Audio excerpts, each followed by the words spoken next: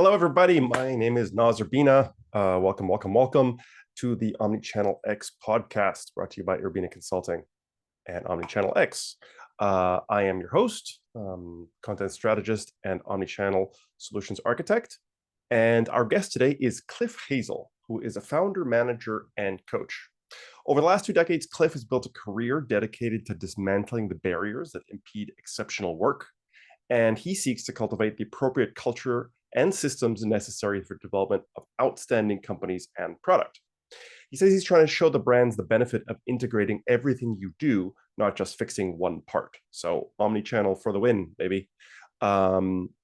Cliff is now based in Sweden, where he spent the 4 years leading a team of leadership coaches at Spotify during a period of significant growth where the company expanded its workforce from 700 to 5,000 employees. Before moving on to coaching private clients, particularly those experiencing rapid scaling. We're going to explore the metaphor between Cliff's kind of work and scaling up your omnichannel initiative, whether you are in a large company or a massive company, a small company or a massive mega brand. I've often said that omnichannel initiatives are like starting a startup culture within your larger brand, and it involves the same kind of scaling issues and challenges that startups and companies that are trying to scale up their business are facing. So Cliff's experience is quite relevant. He's focused on helping brands increase their focus, leverage, and build sustainable habits. And we're going to talk about what that exactly means and how you can do it, regardless of your company size, in this episode. So I hope you enjoy it. Remember to check out omnichannelx.digital/podcast for more episodes. Follow us on YouTube and the podcast catcher of your choice. Without any further ado, I present you Chris Hazell. All right. Hello, everybody. Welcome to the episode. I'm here today with Cliff Hazell. Cliff and I originally met at my first J-Boy conference up in Denmark. And we hit it off immediately. So I knew I had to have him on the podcast. Thank you for joining us today. I don't know when you're hearing this, but this is the first podcast I'm recording in the new year, 2024. I hope everyone had a great holiday. Hi, Cliff. Welcome to the show. Thanks, Noz. Nice to spend some time and chat with you again. And actually also my first podcast for the new year so far. So looking forward to it. Awesome. All right. So as I mentioned in the intro, Cliff did some leadership coaching at Spotify. And I wanted you to introduce yourself a little bit, yourself, Cliff, to the audience. Tell us a little bit about what you've done, and what kind of experience you're bringing to the table. Yeah, cool. So my background is actually in product management and networking, as in like computer networks, like how things talk to each other over the internet kind of stuff. I started out in that space and then realized that actually a lot of the hard problems about working in a company environment is not so much always the technology and getting the tech to work well, but often getting people to collaborate and coordinate and align and agree and discuss and ideate and put all their smart brains together so that they can do something coherent. And I spent some time at a couple of different companies, mostly originally in South Africa in telecoms, and then later moving to Sweden, where I joined Spotify. Spent just shy of 5 years that side. And then since leaving Spotify, I've been taking everything that I learned along the way and helping other folks, most commonly at rapid growth companies. So either kind of the scale up stage or maybe just post scale up, when you're kind of dealing with, holy crap, we've got tons and tons of people. What are we going to do about all of that? That's been my area of interest for the last little while, understanding human beings and how we can work better together. So, yeah. Awesome. So I have always felt that the startup world, or the rapid growth world, as you describe it, is very analogous to omnichannel projects, because even if you're, regardless of the size of your brand, the initiatives often have huge demands on them, from going from some ideas and some prototypes, or people never having worked together in that way, or maybe never having worked together at all, as you start to bridge silos and to connect business processes that were previously not connected. You're kind of doing a startup within possibly an established brand. So I thought what we say that the that omni-channel is content, design, governance, and systems. Designing content, designing interfaces, designing systems, creating good content that's going to go in all those things, making sure that your systems integrate with each other. But then the governance bit is that the people network, as you were describing, how do the people interlock and interconnect and collaborate?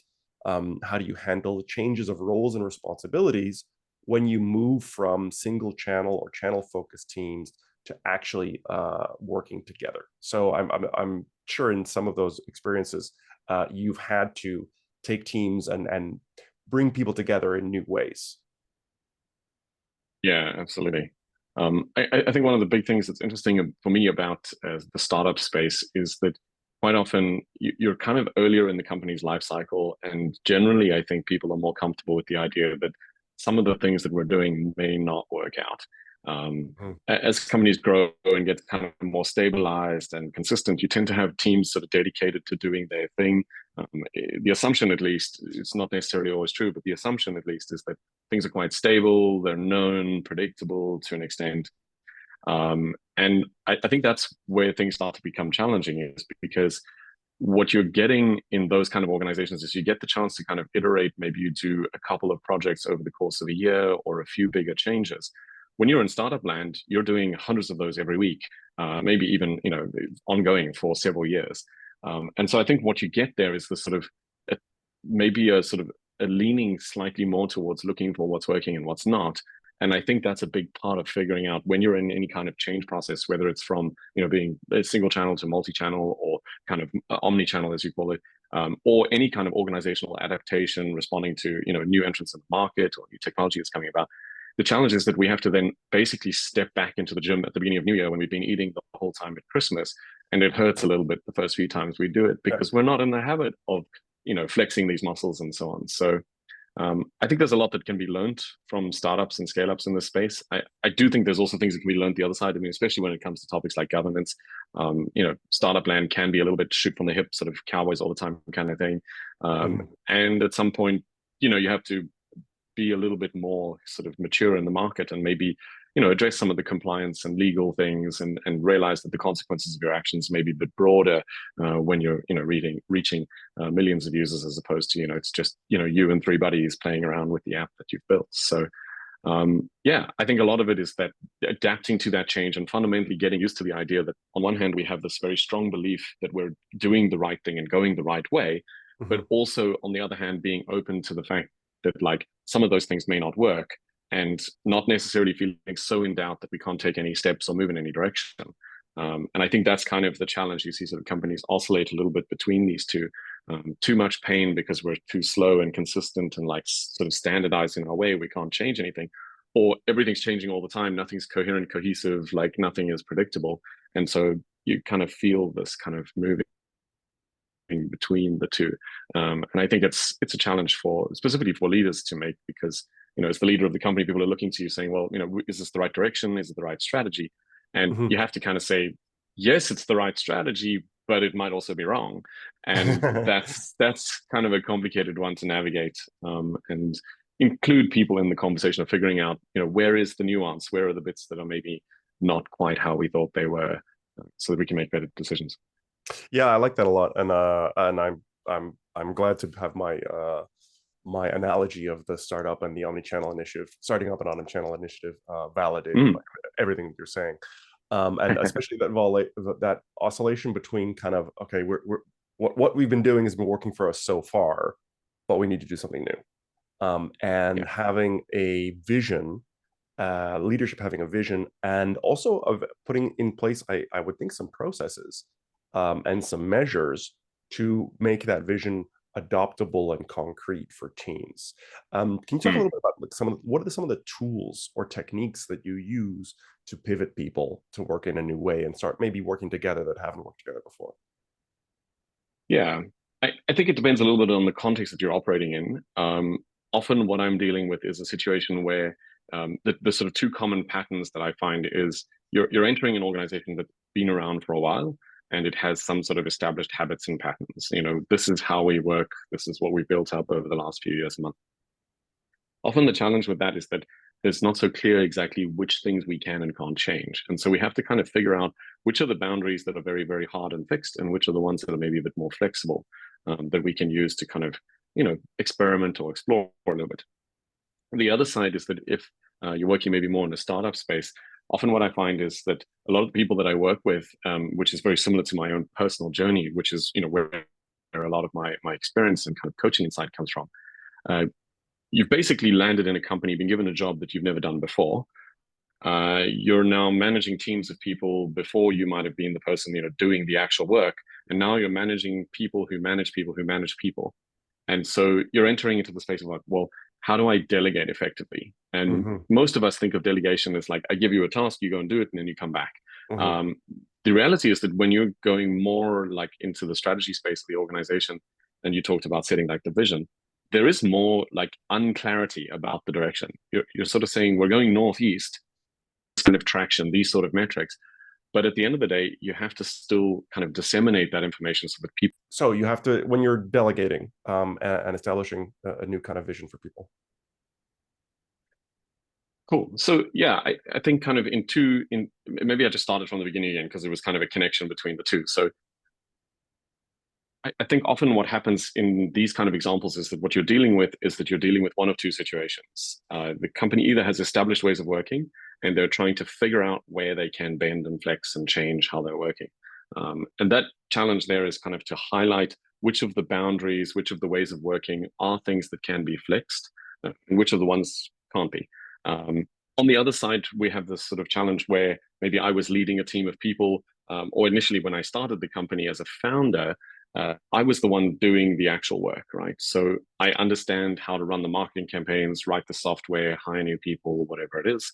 And now what's happened is, as we've grown, I've added more people to the team, and I'm now trying to figure out how to delegate and hand off and kind of give these people some scope to be able to work, so that I don't need to micromanage them in all the details, but they can effectively run. And I think part of the challenge is that everybody will have a slightly different perspective on where the company should go. And I think that that's actually both a good thing, but also just something we have to accept about reality. As soon as you have more than two people, you will have more than, at least one idea. So you'll probably have two, three, or four even. And figuring out how to put those things together is how we get the power of human creativity to come out from our people. And I think very often what I find is that people have made the mistake of setting very rigid and hard boundaries around things. So the constraints in which their teams can operate, they're very narrow, because we're worried that people might screw up or make a mistake, and that could cost us money or waste time or frustrate a customer or something. But actually what you want to try to do is figure out which of those constraints can you leave much wider open, and which ones do you want to be super tight and strict on. So in the sense of, these are ones that are flexible and malleable. These are ones that, like, if we do this, we will get fined and we'll go out of business. So separating those, I think, can open up a bit of a conversation about, can we experiment in 1% of the German market with almost anything we can think of within, our understanding of the compliance frameworks? But maybe, when it comes to credit card information, we don't just YOLO our way through encryption and security, because that would be an absolute minefield and put us out of business. I've never heard the phrase YOLO our way through something. I quite like that. So can you give some specific anecdotes or stories? So you've worked at Spotify. We've also discussed you work in telecommunications, insurance, and how that plays out with people in the real world. Yeah. So one of my favorite phrases is this one that I heard when I was working in telecoms, which was, our strategy was great, we just couldn't execute it. And this smelled funny to me at the time. My role there was head of product. And so my job was to kind of figure out the product strategy for the organization, which up until that point mostly had worked on gut feel and instinct of the founders and a few of the other people in the tech teams and so on. The instincts had been pretty good, but now there was increased competition in the market. And the challenge was that the company kind of had this perception that the strategy was right, but the execution was the problem. And so there was this kind of sort of approach of looking around, I wouldn't go as far as like who to blame, but like, where is the problem? Is it the developers taking too long to build it? Is it customer support not doing a good enough job? Is it, maybe the accounts team not doing collections? Is it marketing maybe not running good enough campaigns? And the challenge was that there were a number of assumptions in that business about how it worked that were wrong. But because of the fact that the senior leadership had somewhat decided that these things were unchallengeable assumptions, you couldn't criticize the idea that the products were the best priced in the market, despite evidence to the contrary. You couldn't criticize the fact that the customer support was not necessarily as flawless as everybody thought it was. People were trying their best, but there was really no training program for people. There was no real attempts to try to fix the problems that were underlying. So what we did was we got a couple of folks, including myself, and went and sat inside the call center and thought, well, let's go and speak to our customers firsthand and find out, what is the stuff that they like, what is the stuff that they dislike, what are the kind of things that they call us for. And quite quickly, what we realized was that one of the big things that they were calling us for was that they were trying to top up their account. So it was a data limit on how much you could use. I mean, this is quite a few years ago now. And basically, when you'd hit that limit, you were off the internet, and you had to then phone us to top up. So I was having a conversation with a couple of the senior folks, and they were saying, but we have this like control panel, self-service thing. People can go and top up. So we went and had a look and realized that, well, once you're kicked off the internet, you can't get to the control panel. So the one moment when you need it, Classic. you can't get there. So we ran through a couple of experiments like this and basically did things like whitelisting it so that you could still access it when you were, no longer, you couldn't access the internet, but you could access the control panel. We found out that people's passwords were too complicated. There was this weird password policy that had to be different from your other accounts and, all kinds of things. So just simplifying the user experience. Basically, yeah. And through improving both the user experience of that whole thing, we managed to reduce the call center load for these types of queries by nearly 35% within the space of about 7 months. And the net result was actually not just that there was less customer support, which is kind of an operational expense improvement. We noticed that people were topping up way more. If you send people a text message and say, hey, you're going to go offline in probably 2 hours at your current usage rate. If you'd like to top up now, just reply yes to the text message. Boom, top you up. And you can set like a threshold, how many top-ups do you want a month, or a billing limit or something like this. And so I think these kind of things, when you can challenge the underlying assumptions of like what's actually changed in the current climate, because there was these things are flawless, we don't need to fix them, and we already have a control panel. It turns out, there were some underlying challenges that we hadn't really looked into. And once we started to see those, we saw a lot more of what was possible. So, and I think just to sort of put a point on it is that so often what I've seen is a repetition of this kind of pattern in the companies that I've worked with. We're great at this, or we have to be good at this, or this thing will happen by that date, and then it turns out that it's not quite true, and they can start to fall apart. So, yeah. I love that, and that meshes. It's funny because it meshes with what we're doing and seeing, but from a very different angle. So we talk a lot about journey mapping, persona research, experience research before you do anything, whether it's design, content, product changes. First, going to the real voice of customer and understanding what they're going through. So if you have these disconnected features, like we've got a dashboard, or we provide this stuff, that's all well and good, and it's a classic omni-channel thing of, yeah, each of you is individually in your silo or on your channel or in your team. You're knocking out of the park. Your success metrics, what you think your definition of good is. But has anyone, call it zoomed in or zoomed out, but has anyone looked at this through the customer's eyes and walked through their actual experience? That applies not only to externals, as in your case studies, but also internals. Like this new system we rolled out, people aren't using it, or people aren't adopting it. But have you actually talked to them and understood what they're trying to do for their audience? And they also, as your staff, what is their experience like trying to use this new thing you've rolled out? And have you thought about what the reality is, as opposed to your shiny PowerPoint? I think that's the challenge. Is that so often people still stuck in the old school marketing mindset of that, like, build it and they will come. And I think there are perhaps some markets where that is true, but they are very few and far between.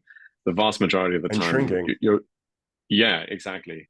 If you want to try and displace the incumbent in your market, you need to be significantly better to offset not just there's a $10 a month price difference or whatever, Like it's the pain and the effort of moving and the risk of like, is your customer service and your billing going to work? And will I be offline in the meantime? And just, I mean, even before you start talking about awareness and like, do people actually even want to move? Like, I think it's very, very hard to do those things without being open to the fact that there is probably some things that you don't understand about how the current climate works. Yeah, and marketing is one of the ones where it was very obvious. But I've seen it in just about every department. So if you're like knowledge workers or service workers or technical documentation people, it's Mm, it's kind of, we're in a digital environment, and in a digital environment is kind of starting to mean an omni-channel environment. So you have other touch points rather than, let's say, your website or the product itself, mm, or even if you just have those, how do those two work together for the different functions that a user wants to do? What, like, mm. learn about something, take advantage of a new feature, cross grades, upgrades, whatever it is, research, get Yeah, query answered. What are their questions and journeys, and how did that cut across features, functions, departments, as opposed yeah. to I would like people to do this, so I'm going to put these call to actions in place and these pieces of content in place, and then they'll do what I want them to do. Yeah. And I think often the challenge is that it's very rare that we're just saying, I want people to do this, and that list contains a single thing. Hmm. Usually, what I find is that there's probably 200 things just from the content department. Then there's another bunch of stuff from marketing, things from product release information and compliance and terms and conditions and whatever else that's happening, right? And so I think the biggest challenge in a lot of these cases, and this is kind of where I come back to this thing about the great strategy just couldn't execute it. Most companies are so massively overloaded with work that, to me, that is actually sort of the fundamental baseline almost of like bad strategy, is having so much work that you just can't get it all done. And so I think the approach that is needed in this case is that we actually have to, if we want to be able to be better and more effective and potentially, sort of outperforming our competition and so on, we have to take this approach that you and I chatted a little bit about the other day, is kind of the create focus, so that we can have some breathing room to figure out what's working. Use that breathing room and that space that we have to find leverage as number two. Like, what actually are the high leverage things? It's not just throw more spaghetti and hope it sticks to the wall. It's what actually is working here and working well. Hmm. And thirdly, we need to reinforce that with habits. So the organizational habits and the system that we have, so that, a lot of the time I see people starting at the back end and they try to automate everything. And the challenge is that if you automate stuff that is the wrong idea, you now have the bad things automated. And so you actually have to start at the other end first.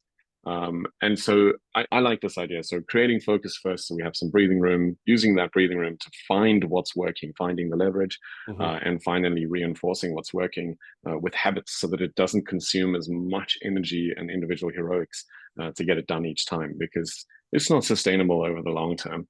And I think we see this, the number of people that I've met who are burnt out or burning out, companies is just like, it's absolute mayhem all the time. And I think it would be better if we spent a bit of time, just pausing for a minute and having a look around to see what's working, rather than just assuming we need more of everything.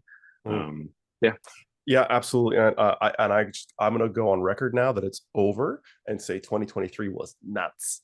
I don't know what was in the water, but everyone I talked to, in clients, in partners, in competitors and peers at conferences, everybody was just going, it's crazy town right now. Everybody's totally overloaded in a way that they really did feel was different. We always complain we're overloaded.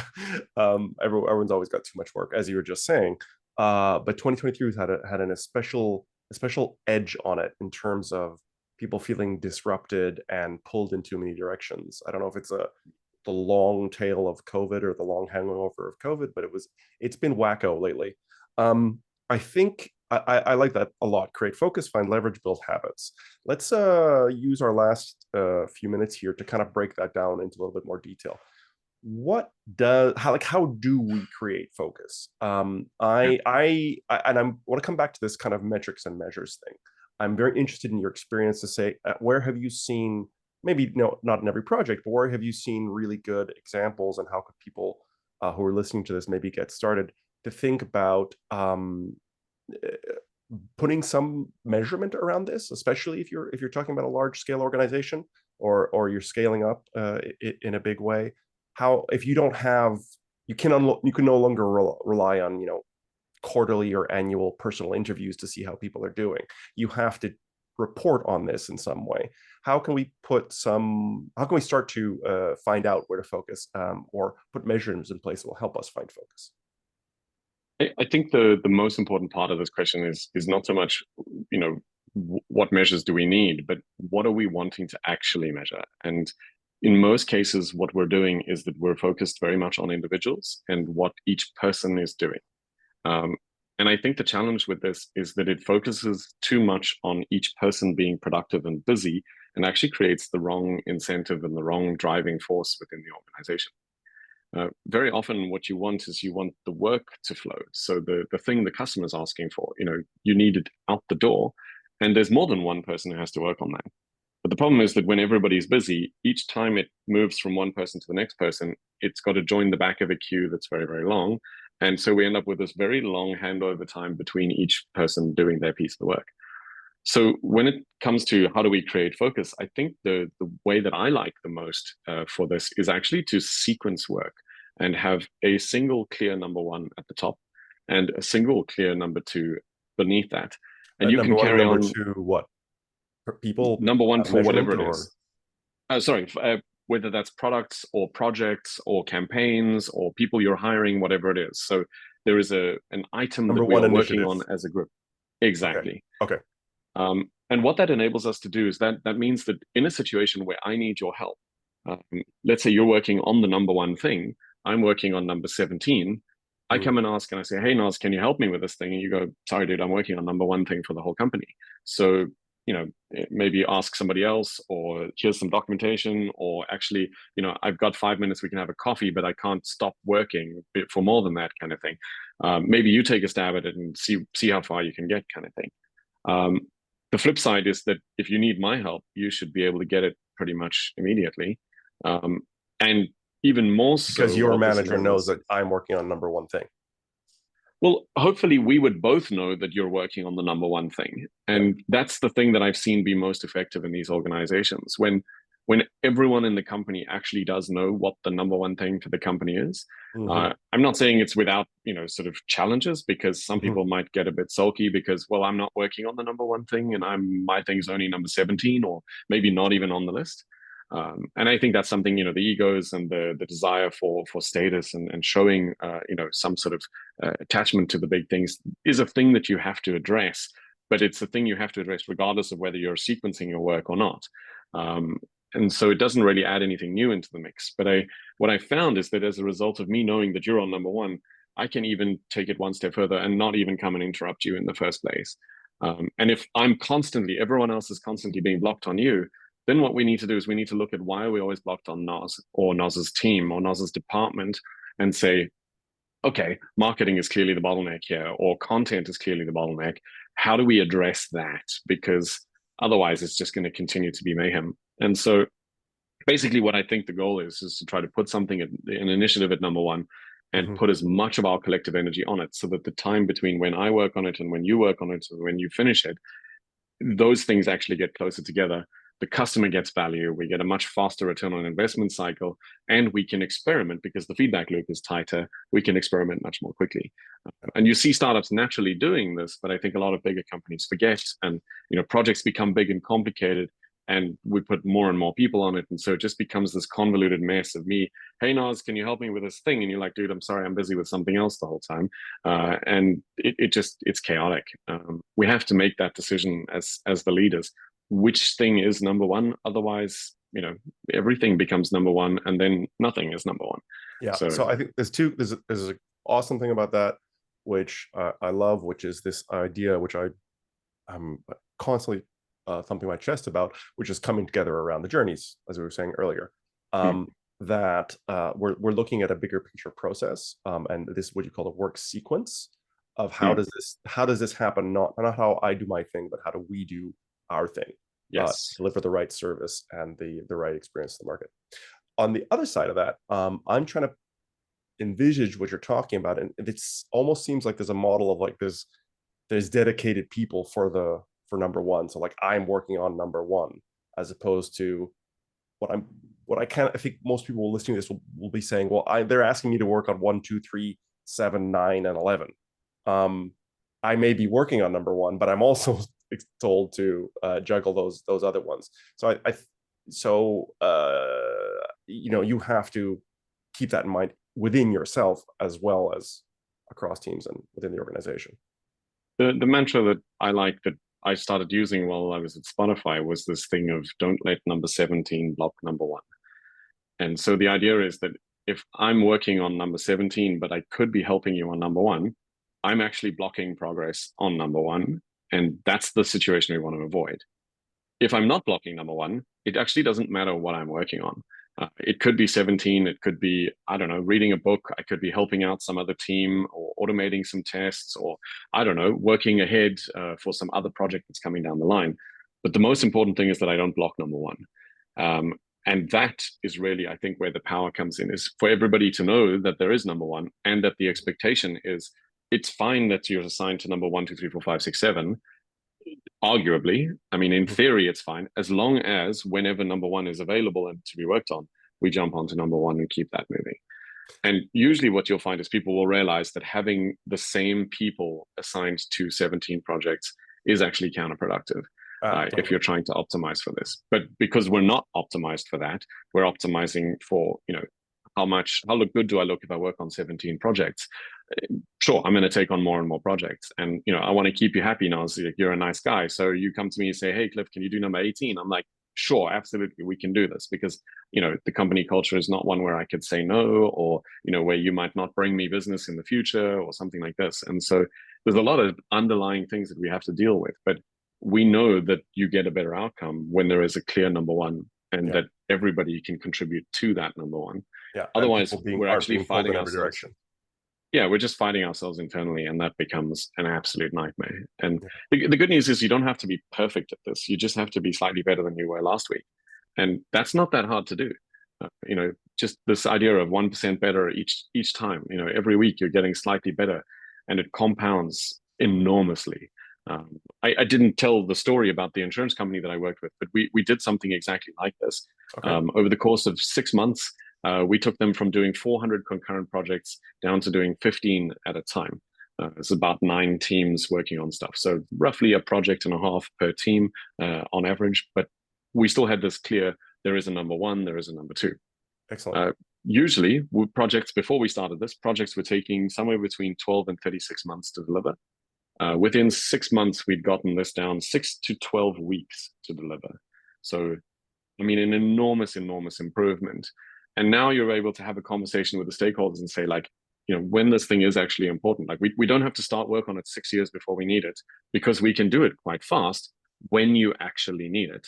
And so the conversation is about relative prioritization to the other things, rather than just, Noz, your thing is important, my thing is also important, and now we've got 2 number ones. What order should we attack these in?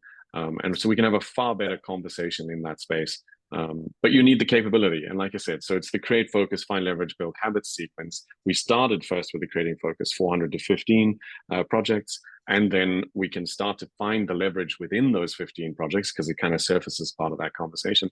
And then we can sustain it with the habits, checking in every so often, course correcting, adjusting the strategy, finding out, which teams actually need some extra capability, staffing skills, where can we automate, that kind of thing.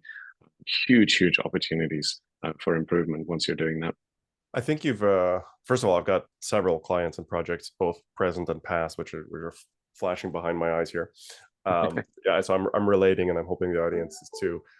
In terms of, we just got a little bit into finding leverage. It also reminds me of a thought which I'm regularly raising, which is not trying to, with your new initiative or your new idea, drag the company in a new direction, but actually say, look, we can deliver leverage, we can deliver benefits towards our key focuses if we do this new approach. So, not coming in saying, omnichannel it is revolutionary, it is transformational, all that good stuff, but it doesn't mean that we're going to change our fundamental focus as an organization.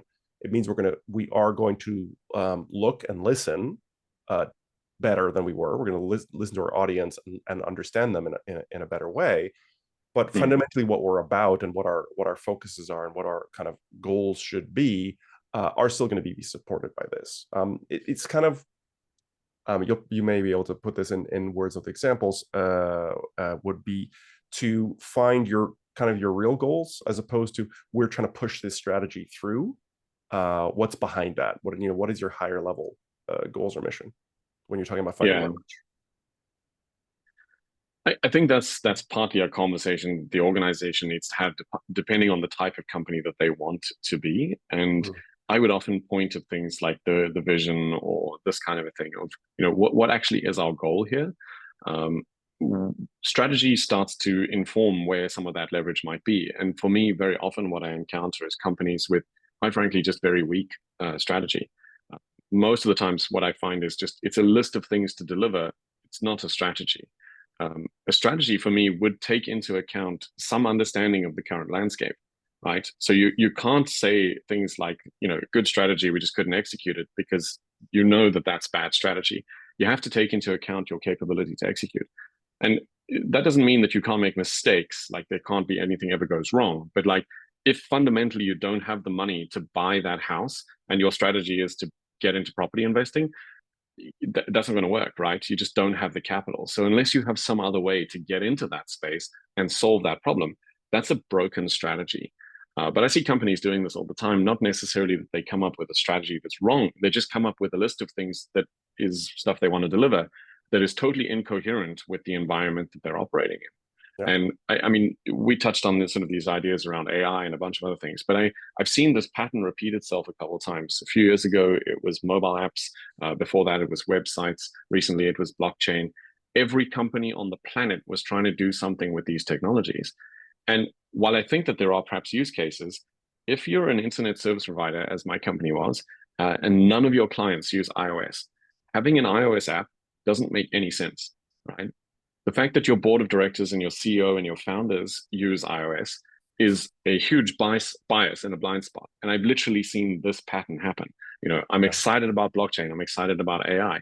I think these are fascinating technologies. But what you have to be able to do is say, how is this going to be useful in my context? Because if you don't have any kind of meaningful thing to attach it to, all you're doing is adding another bit of noise and another piece of activity and another something else that somebody's got to manage, they've got to report on, you've got to pay them for it. You've got all of this overhead that comes with it. Does it actually produce some kind of an outcome? And if the answer for that remains no for too long, you end up in quite a tight spot. And so I want to get people to at least be able to explain before you start doing something. Can we explain at least one or two paths to be able to get there? So if we're going to the top of the mountain, are we building a hiking trail up the mountain, right? Clearing the path, building some sort of like log steps or whatever, or are we just going to chopper somebody to the top and drop them off? Then we can ask questions like, well, what season, what climate, what kind of temperature, how high is the mountain? Like these kind of questions that we can unpack that give us something concrete to be able to understand. But what most companies do is they start and say, oh, we need this many logs, we need this many people, we're going to need some petrol. And they're basically playing a list of just random activities without really being able to coherently articulate a strategy. When you have a strategy, then you create space so that the rest of your team doesn't need to be as micromanaged, because they understand where you're trying to get to. We're building a hiking trail to the top of the mountain. So when somebody has the idea of, hey, this is quite a high mountain, I can build a log cabin for overnight stays halfway up the mountain. Oh, that makes some sense in the strategy. But if we just had a list of deliverables, it's very hard to have that conversation. And so I spend a lot of time with companies and with execs trying to work through some of these things and understanding that, like, in your head, the strategy is crystal clear as the CEO or the COO of the company. But when you talk to your next level of VPs or directors and so on, they have some understanding of it, and they totally can understand it, but they haven't necessarily understood the same things that you had understood. And so there's quite a lot of work to be done to make sure that you're actually having this kind of cycle of communicating strategy and then getting feedback on what's not working so that we can course correct. And if you're not closing that loop, that's where I think that you're falling weak on strategy. And there's a huge opportunity in that space for improvement, regardless of the tools that you use. Have you read Good Strategy, Bad Strategy by Richard Rummelt? I have. I recommend this book quite often. I It's really my like the way that favorite. he defines. Yeah. Yeah. Have you read any of his? He's got a new book out recently. I should have remembered the name. I've gone blank on it. It's on my desk back home in Sweden, waiting for me to read it. But yeah, there's a No, couple I've of just great read things. that one. So, so check out the new one. All right, we'll take that, and we'll try to put that in the show notes. So we have just a couple minutes left. What can we talk about? So we've created focus. We've focused on what is actually going to deliver something, and whether we have a coherent strategy. When we're getting into execution, or we have executed, building habits, keeping things alive, keeping things maintained and healthy over time. Well, what can we talk to in terms of the concrete steps or Yeah. tools and techniques? So there's a couple of things that I like to draw on here. So the first one I think is really that we have to understand that at some point, the people who are driving the change currently, whether they're external or internal people, they are going to want to move on to something else. So they cannot be forever the sustaining force. And even if those people are long-term, let's say it's the founder of the company, probably you want that to sustain itself through other people having enthusiasm for this and momentum and force behind it.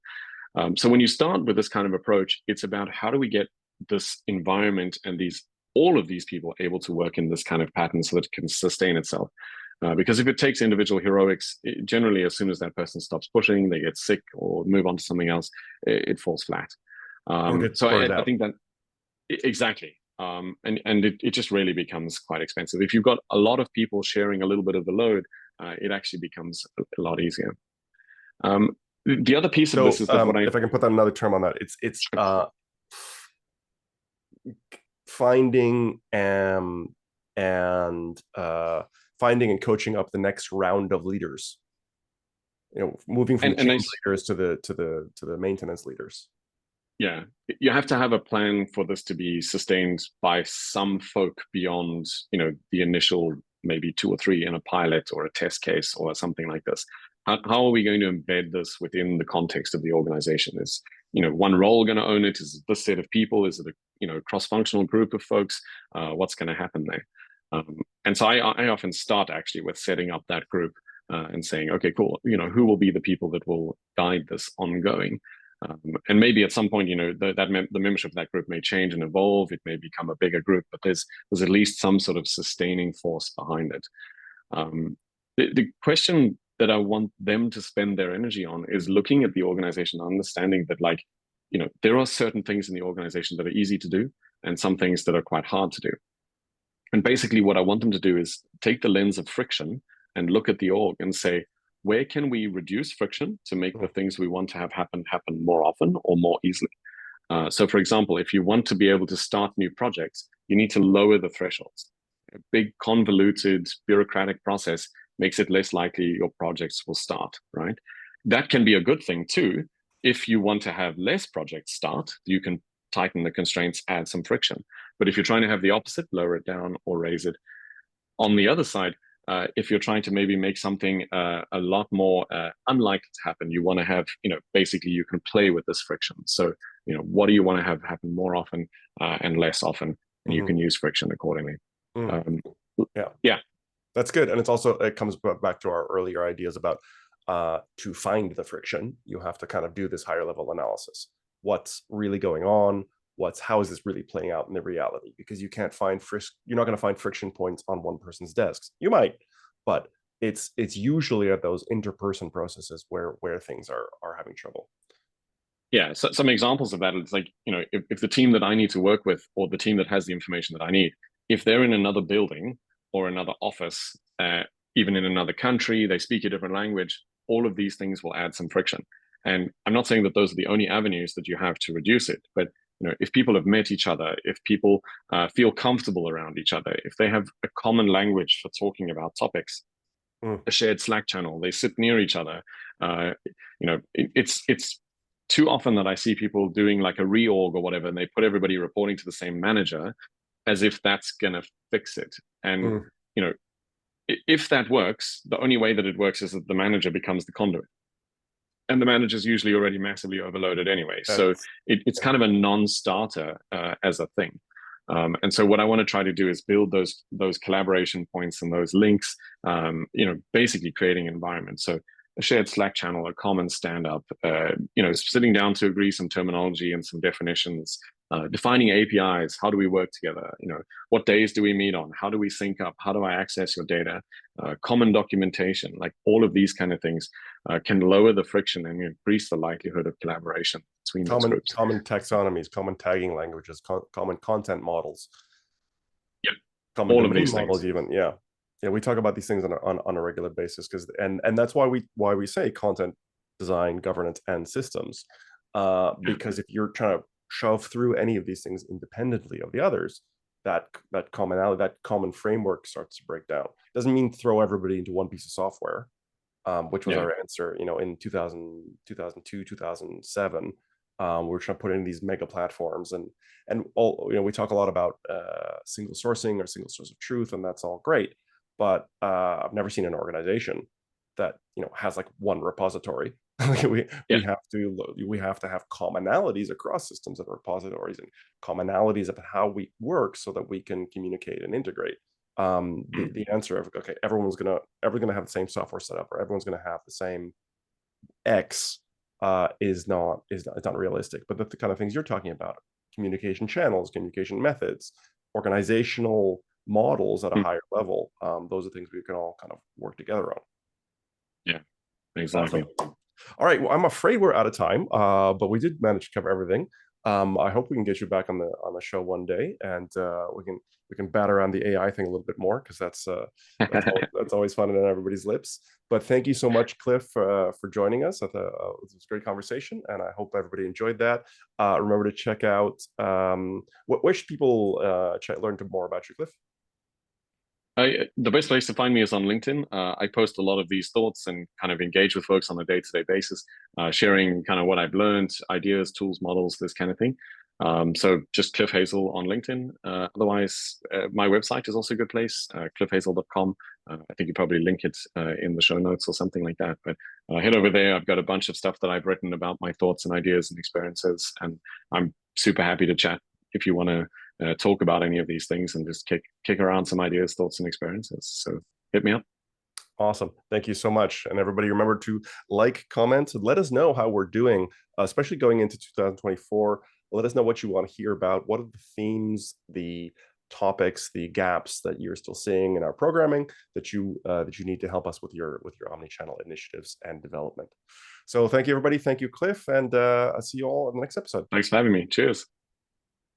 Hello, everybody. Thank you for listening. This has been the Omnichannel Podcast with Noz Urbina, founder of Urbina Consulting. Let us know on LinkedIn or Twitter what you liked from this episode, what you think we missed, who do you think we should interview next. And now that you've heard what we're passionate about, you can also check out urbinaconsulting.com to learn a little bit about what we do. See you next time.